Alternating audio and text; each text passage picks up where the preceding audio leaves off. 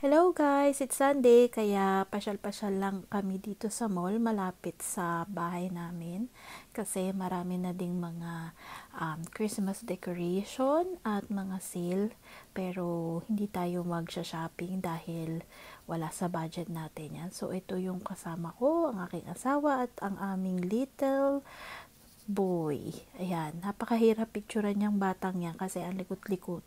Gusto niya magtatakbo lang ng magtatakbo. Ayan.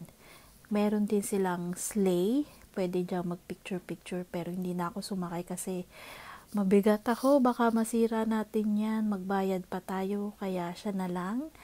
Ayan. And meron din ditong Santa. So, pwede kayo magpa-picture dyan. Kaya lang may bayad yan. And then, nagpunta lang kami sa play area, naglaro siya doon. Pero dahil maraming bata, hindi na ako nakapag-video kasi dito sa Canada, hindi pwede basta-basta ka mag-video lalo na kapag makukuha na ng video mo yung mga bata. And kaya naglaro na lang siya dyan. Ako na lang siya binidyohan.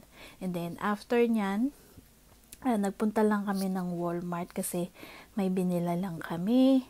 And then, we went home. Bye!